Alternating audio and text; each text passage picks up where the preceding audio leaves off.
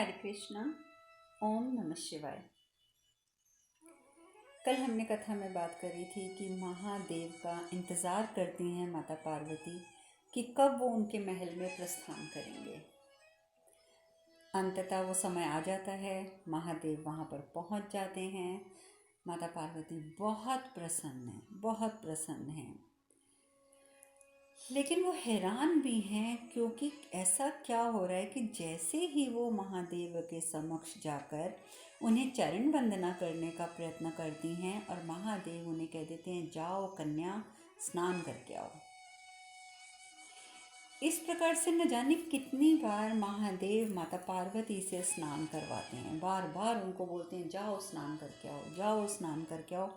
जब तक तुम्हें एक एक बूंद की अनुभूति ना होने लग जाए, शरीर पर पड़ने वाली प्रत्येक बूंद की अनुभूति ना होने लग जाए, तब तक तुम्हें स्नान करना होगा। और इस प्रकार से माता पार्वती को वो ध्यान की ही एक शिक्षा देते हैं। लेकिन आज हम माता पार्वती की बात करेंगे बाद में। आज हम बात करेंगे पहले जलंधर की, क्योंकि जलंधर भी तो शिवांश है, महादेव का एक अंश है। वो बात अलग है कि इस समय वो असुरों के साथ मिल गया है। असुर जो हैं उसका अब कैसे इस्तेमाल करेंगे, खासकर शुक्राचार्य जी। शुक्राचार्य जी वैसे गलत इंसान नहीं हैं, लेकिन वो हैं तो असुरों के गुरु ना, तो कहीं ना कहीं असुरों का हित सोचना उनका कर्तव्य भी है। जलंधर का मैंने आपको बताया था कि किस प्रकार से वो जल में समाने के लिए चला जाता है। जल में तब तक के लिए उसे तपस्या करनी है जब तक कि वो अपने श्वास प्रतिश्वास के ऊपर अपना नियंत्रण नहीं कर लेता, जब तक वो अपने क्रोध पर अपना नियंत्रण नहीं कर लेता। शुक्राचार्य जी लगातार उसके ऊपर ध्यान रखते हैं, बाहर बैठे हुए भी, कि वो क्या कर रहा है। और आखिर वो समय आ जाता है जब जलंधर पूरी तरीके से परिपक्व होकर और समुद्र से बाहर निकलता है। शुक्राचार्य जी तट पर असुरों के साथ उसकी प्रतीक्षा करते हैं।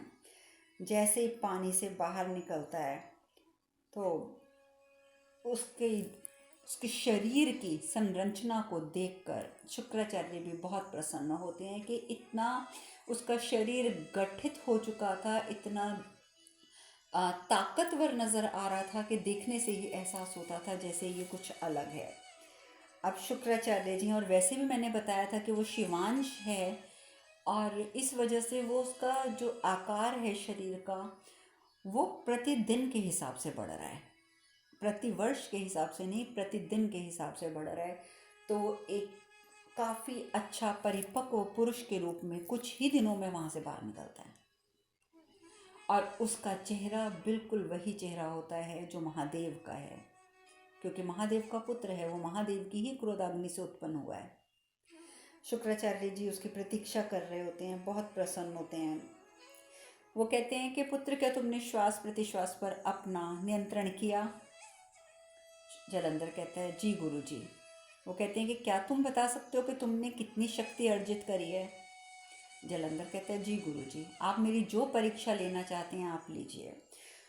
शुक्राचार्य जी दूर एक बहुत ऊंची चट्टान होती है, मतलब जिसके ऊपर एक आम आदमी ऐसे ही चढ़ नहीं सकता, इतनी ऊंची चट्टान होती है। वो उस चट्टान की ओर इशारा करके कहते हैं कि जलंधर, तुम जाओ और उस चट्टान को तोड़ दो, पर ध्यान रहे कि तुम्हें सिर्फ 3 प्रहारों में तोड़नी है, तुम चौथा प्रहार नहीं करोगे। 3 प्रहारों में उस सबसे बड़ी चट्टान जो एक पहाड़ के स्वरूप की है उसे तुमने तोड़ना है, जाओ। तो जो असुर वहाँ खड़े होते हैं वो मन ही मन में हंसते हैं कि शुक्राचार्य जी को क्या हो गया, हमारे गुरुदेव को क्या हो गया है, ये क्या बात कर रहे हैं कि 3 प्रहारों में पहाड़ जैसी चट्टान तोड़ेगा जलंधर। और आप मानेंगे, जलंधर वहाँ से भागना शुरू करता है और छलांग लगाकर जैसे कि उड़ते हुए पहुँच जाते हैं, वो उस चट्टान के ऊपर पहुँचता है और सिर्फ एक प्रहार करता है उस चट्टान पर। स्वयं भी वो बैठा हुआ है, उस चट्टान पर बैठकर वो एक प्रहार करता है और वो चूर चूर चूर चूर होकर नीचे गिर जाती है। असुर जो होते हैं वो हैरान हो जाते हैं कि ये क्या, एक प्रहार में इतना बड़ा पहाड़ जैसा चट्टान तोड़ देना। इसके बाद वो और भी शक्ति प्रदर्शन करता है जलंधर, जिस जिस प्रकार की परीक्षाएं शुक्राचार्य जी लेते हैं वो सब में उत्तीर्ण होता है। जब वो सारा अपना शक्ति प्रदर्शन कर देता है तो फिर कहते हैं कि गुरुजी, क्या मैं अब अपनी माता के हत्यारे का नाम जानने लायक हूँ? क्या मैं उस लायक बन चुका हूँ कि आप मुझे मेरे माता के हत्यारे का नाम बताएं? शुक्राचार्य जी कहते हैं, पुत्र जाओ, जाकर विश्राम करो। फिर शुक्राचार्य जी वही कहते हैं कि पुत्र जाकर विश्राम करो। जलंधर कहता है, गुरुदेव आप ये बात क्यों नहीं समझ रहे हैं कि जितनी क्षण मैं विश्राम करूंगा मेरी माँ के हत्यारे का जीवन उतना क्षण लंबा होता जाएगा। मुझे कोई विश्राम नहीं करना है, आप मुझे नाम बताइए। शुक्राचार्य जी कहते हैं, समय आने पर बताऊंगा, अभी तुम्हारा प्रशिक्षण जो है वो पूर्ण नहीं हुआ है। तुम्हारा उद्देश्य जो है वो सिर्फ माँ की हत्या का प्रतिशोध यहाँ तक सीमित नहीं है, कुछ और है जो तुम्हें शीघ्र ज्ञात हो जाएगा। विश्राम नहीं करना चाहते तो मत करो, जाओ जाकर भोजन करो। जाना तो नहीं चाहता जलंधर, लेकिन अब गुरुदेव की आज्ञा थी। भोजन करने के लिए जो आश्रम की कुटियाँ बनी होती हैं उस कुटिया के अंदर वो चला जाता है। उधर नारद मुनि कहते हैं, नारायण नारायण, मुझे लगता है कि महादेव को सूचित करने में विलंब नहीं करना चाहिए, क्योंकि जलंधर तो बहुत ही शक्तिशाली हो गया है। आपने देखा नहीं प्रभु, उसने एक ही प्रहार से पूरा पहाड़ तोड़ दिया। भगवान विष्णु कहते हैं, देवर्षि हमें इस समय महादेव की चिंताएं और नहीं बढ़ानी है। हम सब मिलकर कोई ना कोई उपाय कर लेंगे, लेकिन अभी उन्हें बताने की आवश्यकता नहीं है कि जलंधर क्या कर रहा है। अब इधर जलंधर जो है, जब वो भोजन करने के लिए अंदर प्रस्थान करता है तो जाकर क्या देखता है कि असुर जो हैं वो मदिरा पान कर रहे हैं, और मदिरा पान करने के बाद एक दूसरे से लड़ रहे हैं, झगड़ रहे हैं, एक दूसरे के ऊपर कटाक्ष कर रहे हैं। तो जलंधर को बहुत बुरा लगता है, बहुत बुरा लगता है। वो खाना भी नहीं खाता, वो बाहर आ जाता है। वो कहता है कि गुरुदेव आप मुझे बताइए कि ये असुरों में आपसी मतभेद क्यों है इतना? गुरु शुक्राचार्य कहते हैं कि पुत्र यही तो विडंबना है कि ये असुर जो हैं ये आपसी मतभेद के कारण कभी भी कहीं विजय प्राप्त नहीं कर पाते हैं, क्योंकि एक दूसरे से खुद को सर्वोपरि बताने की वजह से, बताने के चक्कर में ये हमेशा अकेले अकेले रह जाते हैं और कहीं इन्हें विजय की प्राप्ति नहीं होती है। तो जलंधर कहता है, मैं उन्हें संगठित करूँगा। शुक्राचार्य जी करते हैं, अकेले कर लोगे? तुम्हें लगता है कि तुम अकेले इनको संगठित कर लोगे? जलंधर कहते हैं, गुरुदेव अगर आप मेरी सहायता करना चाहते हैं तो अब बताइए। तो शुक्राचार्य कहते हैं, अवश्य पुत्र, मैं तुम्हारी सहायता करना चाहता हूँ। जलंधर कहते हैं, ठीक है, फिर आप मुझे एक कलश और कुछ स्वर्ण मुद्राएं दे दीजिए, बस बाकी मैं खुद कर लूँगा। शुक्राचार्य जी उसी समय जलंधर को कलश के अंदर कुछ स्वर्ण मुद्राएं डालकर दे देते हैं, कुछ थोड़ी सी स्वर्ण मुद्राएं। अब वो कलश लेकर स्वर्ण मुद्राओं वाला वापस उसी कुटिया में जाता है जहाँ पर कि कुछ जो असुर होते हैं वो आपस में मतभेद कर रहे होते हैं, झगड़ा कर रहे होते हैं। और वो धीरे धीरे वो कलश लेकर चलता हुआ जलंधर अंदर जाता है और उसमें से कुछ स्वर्ण मुद्राएं नीचे गिरा देता है। और बाकी वो क्या करता है कि एक सीढ़ी जैसी पड़ी होती है, वो सीढ़ी को उठाता है और उस कुटिया के बाहर निकल कर वहाँ पर छत से लगाकर सीढ़ी पे चढ़ के छत के ऊपर वो कलश रख देता है। तो सब लोग, वो जो असुर होते हैं ना, वो सब उसके आने के बाद शांत हो जाते हैं, लड़ते नहीं है, पर वो देख रहे होते हैं कि आखिर ये कर क्या रहा है। इतना करने के बाद वो क्या करता है कि सीढ़ी हटाता है वहाँ से और सीढ़ी को अपने घुटने पर मार के उसके दो टुकड़े करके सीढ़ी को फेंक देता है और स्वयं वहाँ खड़ा हो जाता है। उतनी देर में वो जो स्वर्ण मुद्राएं, कुछ जो उसने धरती पर गिराई होती हैं जानबूझकर, कुछ असुर उन स्वर्ण मुद्राओं को उठा लेते हैं और हैरान होते हैं, कहते हैं, अरे ये तो स्वर्ण मुद्राएं हैं, ये तो स्वर्ण मुद्राएं हैं। तो जलंधर कहता है, हाँ ये स्वर्ण मुद्राएं। तो कहता है कि बाकी स्वर्ण मुद्राएं कहाँ हैं, क्या उस कलश में है? जलंधर कहते हैं, हाँ अब तुम लोगों को ये ज्ञात तो हो ही गया है कि उस कलश में स्वर्ण मुद्राएं भरी हुई हैं, पर देखो कलश मैंने रख दिया है ऊपर, अब जो इस कलश तक सर्वप्रथम पहुंचेगा सारी स्वर्ण मुद्राएं उसकी हो जाएंगी। जैसे जलंधर ये कहता है, सब भाग पड़ते हैं, ज़ोर ज़ोर से भागने लग जाते हैं, भागकर और कोशिश करते हैं कि बस किसी भी प्रकार से ये जो कलश है ये हमारे हाथ में आ जाए। एक दूसरे को धक्का मुक्का मार के कलश की तरफ भागते हैं, लेकिन सीढ़ी तो होती नहीं है, छत पर वो चढ़ नहीं पाते। फिर जलंधर उन्हें समझाता है। जलंधर कहते हैं कि तुम सब इतने शक्तिशाली हो, पर तुम इतने शक्तिशाली होते हुए भी एक छोटा सा कार्य करने में असफल हो गए। छोटा सा कार्य करने में तुम सब अगर मिलकर करते तो तुम आराम से ये कलश प्राप्त कर सकते थे, स्वर्ण मुद्राओं को आपस में बांट सकते थे। परंतु तुमने ये क्या किया कि एक दूसरे को धक्का धक्का धक्का देने की वजह से कोई भी स्वर्ण मुद्रा तक नहीं पहुंचा। तुम लोग, तो मैं सच बताता हूँ कि तुम तो किसी भी कार्य के योग्य नहीं हो। तो वो सब हैरान हो जाते हैं, चुपचाप वहीं खड़े हो जाते हैं। सभी असुर एक दूसरे का चेहरा देखने लग जाते हैं कि वाकई क्या हम किसी भी काम के योग्य नहीं हैं। परंतु जलंधर कहता है अगर कोई योग्य है तो केवल महासुर। अब सब देखने लग जाते हैं, महासुर? महासुर हम में से कौन है? तो जलंधर बोलता है महासुर ढूंढो मत, महासुर तुम भी हो, तुम भी हो, तुम भी हो, तुम भी हो, तुम सब महासुर हो। किंतु तुम लोगों ने अपनी शक्तियों को संगठित ना करके आपसी बैर के साथ अपनी शक्तियों को व्यय कर दिया है, और तुम आज भी वही कर रहे हो। यदि तुम सब एक दूसरे का साथ दोगे तो तुम अपने उद्देश्य की पूर्ति अवश्य करोगे, और संसार में कोई तुम्हें रोक ही नहीं सकता अपने उद्देश्य की पूर्ति करने से।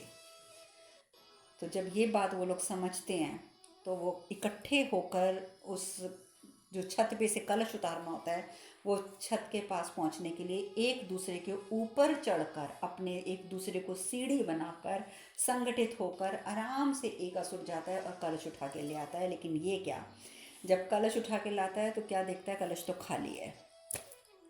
तो वो चिल्लाता है, असुर कहता है ये तो खाली है।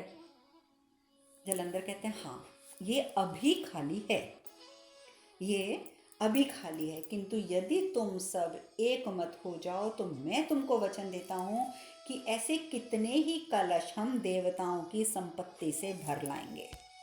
देवताओं के पास अतुल्य संपत्ति है, और अगर हम सब संगठित हो गए तो देखना हम ऐसे न जाने कितने कलश धन दौलत से भर लाएंगे, और उस संपत्ति पर हमारा पूर्ण अधिकार होगा। अब मुझे तुम लोग बताओ कि तुम में से कोई है जो मेरा साथ देना चाहता है? पहले एक, फिर दो, फिर तीन, फिर चार करते करते सारे असुर आकर जलंधर के साथ खड़े हो जाते हैं कि हम सब तुम्हारे साथ हैं। शुक्राचार्य जो हैं वो बहुत प्रसन्न होते हैं, बहुत प्रसन्न होते हैं कि इतना, मतलब इसने आखिर कुछ भी कर लिया पर संगठित कर ही लिया है।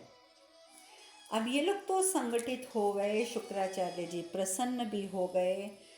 तो वो बोलता है, जलंधर बोलता है गुरुदेव अब मुझे क्या करना है? वो कहता है कि तुम अभी बहुत बलवान नहीं हुए हो। तुम जानते हो जलंधर, एक महाअसुर है, स्वर्णासुर है उसका नाम, और वो देवताओं की सहायता भी करता है। तो तुम यदि उसको पराजित कर दो या तुम उसे अपने साथ मिला लो तो तब मैं मानूंगा कि तुम्हारा प्रशिक्षण पूर्ण हुआ। तो कहता है कि गुरुदेव मैं अब ऐसा अवश्य करूँगा, लेकिन मैं जब विजय होकर लौटूंगा तो फिर आप मुझे क्या मेरी माता के हत्यारे का नाम बताएंगे? शुक्राचार्य जी कहते हैं हाँ। तो कहता है कोई बात नहीं, मैं उस पर आक्रमण कर देता हूँ। शुक्राचार्य जी कहते हैं जलंधर, उस पर आक्रमण करना तुम्हारी भूल होगी, तुम्हारी भूल, क्योंकि उसके पास विशाल सेना है, बहुत विशाल सेना, और तुम्हारे पास तो उसकी सेना का 1/4 भी नहीं है। और तुम्हारे जितने ये सैनिक हैं ना, ये जिन असुरों को तुम लेकर खड़े हो, ये तो क्षण भर में मृत्यु को प्राप्त हो जाएंगे। तो जलंधर कहता है कि हाँ मृत्यु को प्राप्त हो जाएंगे, ऐसा अवश्य होगा गुरुजी, परंतु ऐसा तब होगा जब अगर ये युद्ध करेंगे तो। मैं उन्हें केवल दिखावे के लिए अपने साथ लेके जा रहा हूँ ताकि युद्ध प्रतीत हो, ठीक है? क्योंकि देवताओं को और स्वर्णासुर को केवल एक ही भाषा समझ आती है, युद्ध की। सो उनको सिर्फ ये दिखाने के लिए कि देखो हम युद्ध की तैयारी कर रहे हैं, हम युद्ध करने आ गए हैं, मैं इन्हें लेके जा रहा हूँ। तो शुक्राचार्य कहते हैं ये युद्ध नहीं करेंगे? अगर तुम्हारे सैनिक युद्ध नहीं करेंगे तो युद्ध कौन करेगा? जलंधर कहता है मैं, सिर्फ मैं युद्ध करूँगा, और वो भी रक्त की एक बूंद बहाए बिना। और मैं आपसे वादा करता हूँ कि मैं रक्त की एक बूंद बहाए बिना विजयी होकर लौटूंगा, और आपको मुझसे वादा करना होगा कि आप मुझे मेरी माता का नाम अवश्य बताएंगे, अवश्य बताएंगे, क्योंकि उसके बिना मैं शांति से नहीं बैठ सकता जब तक कि मुझे मेरी माता का नाम ज्ञात नहीं हो जाता। शुक्राचार्य जी कह देते हैं, ठीक है, अगर तुम्हें यही लगता है ना तो यही सही, मैं तुम्हें तुम्हारी माता के हत्यारे का नाम अवश्य बताऊंगा, पर मैं भी देखना चाहता हूँ कि बिना रक्त की बूंद बहाए आखिर तुम विजयी होकर कैसे आते हो, पर कैसे आते हो, पर कैसे आते हो। जलंधर अपनी सेना लेता है, सेना लेकर अपने असुरों की सेना लेकर पहुंच जाता है युद्ध स्थल में। स्वर्णासुर पहचानता नहीं है कि ये कौन है, जलंधर कौन है कौन नहीं है, पर जलंधर को इतना ज्ञात होता है कि कोई है जो उस पर आक्रमण करने आ रहा है। जलंधर को अपने पालकी में बैठकर जलंधर वहाँ पर उपस्थित हो जाता है। तो जब दोनों तरफ सेनाएं खड़ी होती हैं तो जो जलंधर होता है वो अपनी सेना को कहता है, देखो तुम सब यहीं प्रतीक्षा करो, मैं जब बोलूँगा तब तुमने आक्रमण करना है, तुम यहीं खड़े रहोगे जब तक मैं नहीं बोलता। सारे सैनिक हैरान हो जाते हैं कि ये क्या, हमें युद्ध करने के लिए लेके आया है और हमें कह रहे हैं कि तुम यहीं खड़े हो जाओ। वो बेचारे खड़े हो जाते हैं, क्या करें। जलंधर आगे बढ़ता है, आगे बढ़कर स्वर्णासुर से कहते हैं कि देखो, ना तो मैं तुम्हारा शत्रु हूँ ना तुम मेरे शत्रु हो, अगर हमारा कोई शत्रु है तो वो है सिर्फ देवता। तुम सच कहो कि क्या तुम्हारे साथ कभी ऐसी कोई घटना नहीं घटी कि देवताओं ने तुम्हारे साथ भी बुरा किया हो। अगर तुम ये बात कहते हो तो तुम झूठ कह रहे हो, कि मैं जानता हूँ कि देवता जो हैं वो सदा असुरों के दुश्मन ही रहे हैं। तो देखो, मैं तुम्हें साफ शब्दों में कहता हूँ कि मेरी तुमसे कोई शत्रुता नहीं है, मैं तुम्हारी तरफ अकेला आ रहा हूँ और खाली हाथ आ रहा हूँ, देख लो मेरे पास कोई शस्त्र भी नहीं है। यदि तुम चाहो तो मुझ पर आक्रमण करना, तुम मुझ पर प्रहार कर देना, अगर तुम चाहो तो ठीक है। मैं खाली हाथ तुम्हारे पास आ रहा हूँ, लेकिन मैं चाहता हूँ कि मुझ पर प्रहार वही करे जिसको देवताओं ने कभी कोई नुकसान नहीं पहुँचाया।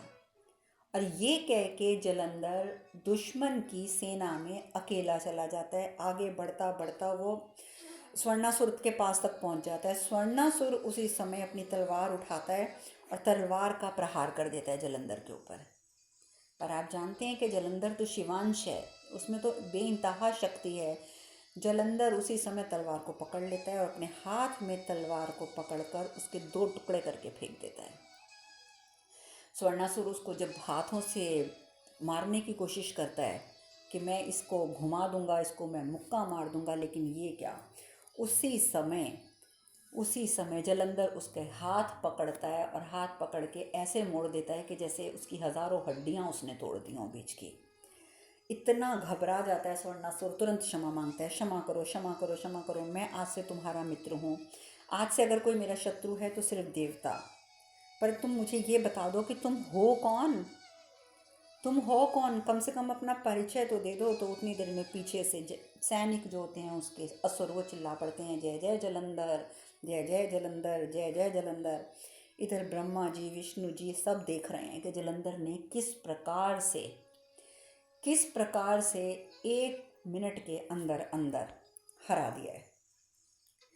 अब इस प्रकार से जलंधर जो है उसने विजय तो प्राप्त कर ली और प्रसन्न वो इस बात को सोचकर है कि अब मुझे विजय प्राप्त हो गई है, अब मेरे गुरुदेव मुझे मेरी माँ के हत्यारे का नाम अवश्य बताएंगे।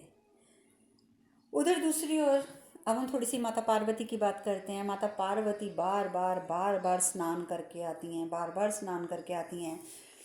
जब इंतहा हो जाती है फिर से वो पहुंचती हैं, फिर से वो कहती हैं जाओ कन्या एक बार और स्नान करके आओ। तो वो अपने कक्ष की ओर मुड़ती हैं और जाती बोलती हैं, गुरुजी हमसे ये नहीं होगा। अब गुरुजी के समक्ष तो कुछ नहीं बोल पाती, पर कमरे में अपने कक्ष में अकेले बोलती हैं, गुरुजी ये हमसे नहीं होगा।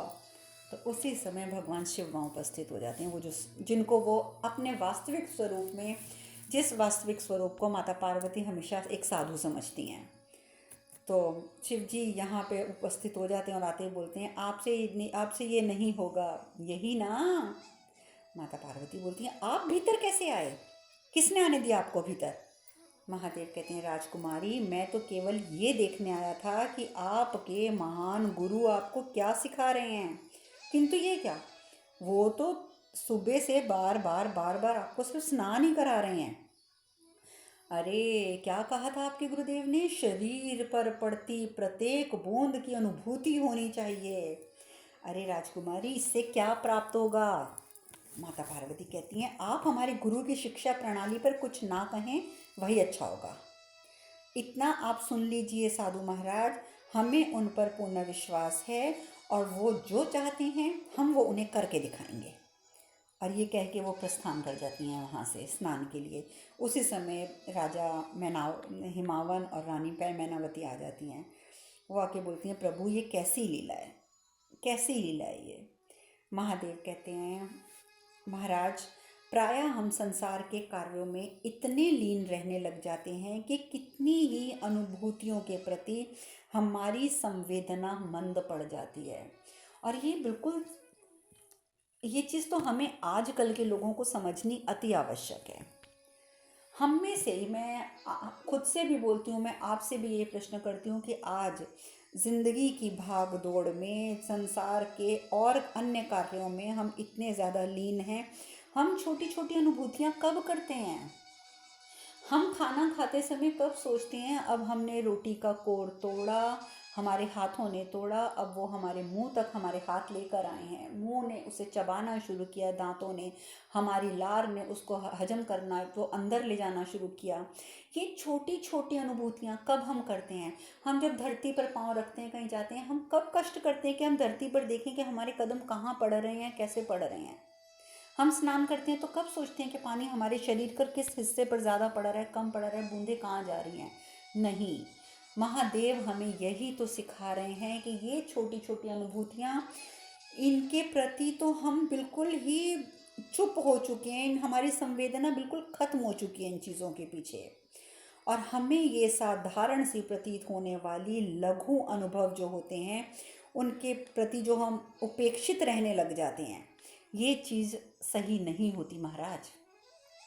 छोटी छोटी चीज़ों की अनुभूतियों के प्रति हमारी संवेदना तीव्र होनी चाहिए। किंतु इतना याद रखिएगा कि जो हमें लगता है ना ये तो बहुत छोटी बातें हैं, नहाते समय क्या महसूस करना कि पानी कहाँ गिर रहा है, हमें चलते समय क्या महसूस करना कि हमारे कदम कहाँ पड़ रहे हैं, कैसे पड़ रहे हैं, लेकिन महादेव कहते हैं कि ये छोटी छोटी चीज़ें बहुत महत्व रखती हैं। लेकिन मैं एक चीज़ और कहूँगा कि जो लघु और लघुता का महत्व नहीं समझता, वो महानता का महत्व कैसे समझेगा? वो महानता को तो बिल्कुल समझ ही नहीं सकता जो लघुता को नहीं समझता। इसीलिए जल की प्रत्येक बूंद की अनुभूति आवश्यक है महाराज, जो मैंने पार्वती को कही है। परंतु अब मैं देख चुका हूँ कि पार्वती को जागरूकता मिल गई है, वो पानी की बूंदों का एहसास कर पा रही हैं। अब इनकी जागरूकता की अवस्था जब ये है, तो यही जो जागरूकता की अवस्था है, यही पार्वती के पवित्रीकरण का चरण है। और ये चरण सिर्फ तभी पूर्ण होता है जब हम किसी गुरु की शरण में होते हैं, गुरु की कृपा होती है, तो हमारे पवित्रीकरण की जो चरण है वो उठने शुरू होते हैं। तो महादेव यही समझाते हैं रानी मैनावती को और राजा हिमावन को कि आपकी पुत्री यानी कि मेरी अर्धांगिनी पार्वती के पवित्रीकरण की प्रक्रिया अब आरंभ हो चुकी है, क्योंकि उसे पानी की अनुभूति हो रही है और इसी जागृत अवस्था में उसका पवित्रीकरण होगा मेरे सानिध्य से, यानी कि गुरु के सानिध्य से। अब माता पार्वती सच में, जैसे वो बार बार स्नान कर रही हैं, आखिरकार उन्हें अनुभूति होनी शुरू हो गई। उन्हें एक एक बूंद के बारे में पता चलने लग गया कि मेरे शरीर पर एक एक बूंद कहाँ जा रही है। अब गणेश जी कहते हैं, गणेश जी को महादेव कहते हैं कि देखो पुत्र, पार्वती जब तक जागरूक अवस्था में है ना, तब तक हमें इसे योग के अगले चरण में अग्रसर कर देना है। तो इसलिए अब तुम्हें मेरा सहायता करनी होगी इस कार्य में भी। गणेश जी कहते हैं अवश्य पिताजी, पर आप क्या देख रहे हैं? अब महादेव क्या बताते हैं कि महादेव क्या देख रहे हैं, ये चर्चा हम कल करेंगे। आज हम कथा में यहीं विश्राम लेते हैं। हरे कृष्ण कृष्ण कृष्ण हरे हरे, हरे राम राम राम हरे हरे। आप सब खुश रहें, सुखी रहें, स्वस्थ रहें। हरे कृष्णा। ओम नमः शिवाय, ओम नमः शिवाय, ओम नमः शिवाय, ओम।